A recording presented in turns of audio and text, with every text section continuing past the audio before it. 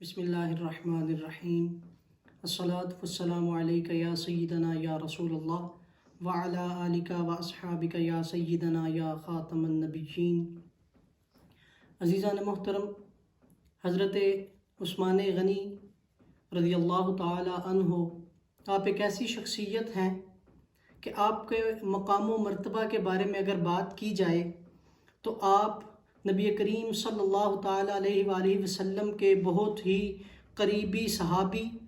اور بہت ہی مقرب شخصیت، اور اس کے علاوہ نبی کریم صلی اللہ تعالیٰ علیہ وآلہ وسلم کا جو آپ پر کرم ہوا اس کا یہ عالم تھا کہ آپ امت مسلمہ کے امیر المؤمنین بنے، خلیفہ ثالث بنے۔ تو عزیزان محترم، مزید یہ کہ حضرت عثمان غنی رضی اللہ تعالیٰ عنہ کے بارے میں نبی کریم صلی اللہ تعالیٰ علیہ وآلہ وسلم کے چند ارشادات میں آپ کے سامنے پیش کرتا ہوں کہ حضرت محمد مصطفیٰ صلی اللہ علیہ وآلہ وسلم نے ارشاد فرمایا کہ ہر نبی کا جنت میں کوئی نہ کوئی رفیق ہوگا، لیکن میرا رفیق عثمان بن عفان ہے۔ تو عزیزان محترم، ذرا سوچئے کہ جس شخصیت کو، جس مرد کو نبی کریم صلی اللہ تعالیٰ علیہ وآلہ وسلم جنت میں بھی اپنا رفیق بنائے، اس شخصیت کے مقام اور مرتبے کا کیا عالم ہوگا۔ آئیے مزید ایک اور حدیث مبارکہ سنتے ہیں کہ حضرت سیدنا رسول اللہ صلی اللہ علیہ وآلہ وسلم نے ارشاد فرمایا کہ عثمان ایسے 70,000 آدمیوں کو شفاعت کر کے اپنے ساتھ جنت میں لے کے جائے گا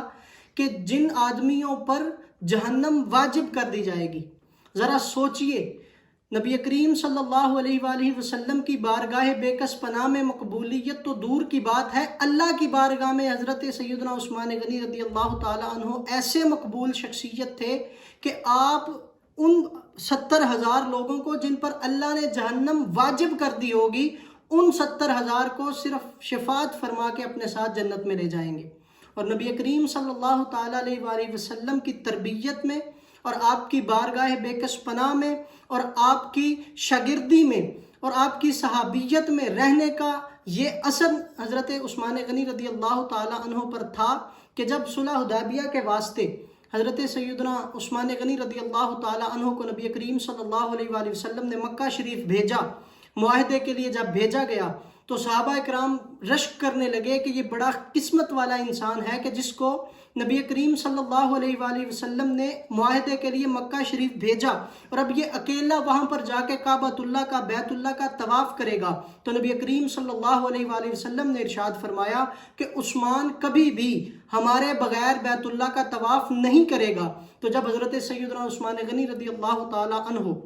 مکہ شریف سے مدینہ شریف واپس تشریف لائے تو صحابہ کرام نے پوچھا کہ آپ کا بیت اللہ کا طواف کیسا رہا، کیا سرور آپ کو آیا، کیا لطف آیا؟ تو حضرت سیدنا عثمان غنی رضی اللہ تعالیٰ عنہ نے ارشاد فرمایا کہ تم لوگوں نے جو میرے بارے میں نظریہ اور خیال بنا رکھا ہے وہ بالکل غلط ہے۔ اللہ کی قسم جس کے قبضہ قدرت میں عثمان کی جان ہے، میں کبھی بھی اپنے نبی کریم صلی اللہ تعالیٰ علیہ وآلہ وسلم کے بغیر بیت اللہ کا طواف نہیں کر سکتا، اگرچہ میں وہاں پر سال پورا رہوں لیکن اور میرے طواف کرنے میں کوئی کسی قسم کی رکاوٹ بھی نہ ہو، میں پھر بھی نبی کریم صلی اللہ تعالیٰ علیہ وآلہ وسلم کے بغیر طواف کعبہ نہیں کروں گا۔ تو عزیزان محترم، آپ اس بات سے اندازہ لگائیں کہ سرکار کی محبت اور آپ صلی اللہ علیہ وآلہ وسلم کا ادب آپ میں اتنا بھرا تھا کہ آپ بیت اللہ کا طواف جہاں جانے کے لیے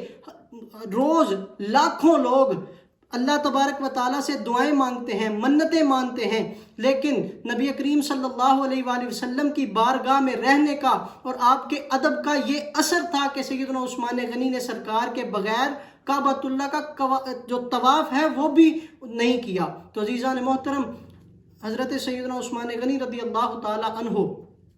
پر آپ صلی اللہ علیہ وآلہ وسلم کا اتنا کرم تھا، اتنی رحمت تھی، اتنا فضل تھا کہ آپ نے اپنی 2 شہزادیوں جو آپ کی اپنی لخت جگر تھیں ان کا نکاح بھی پے در پہ حضرت سیدنا عثمان غنی کے ساتھ کیا۔ اور اس بات پر اعلیٰ حضرت امام اہل سنت الحاج امام احمد رضا خان فاضل بریلوی آپ فرماتے ہیں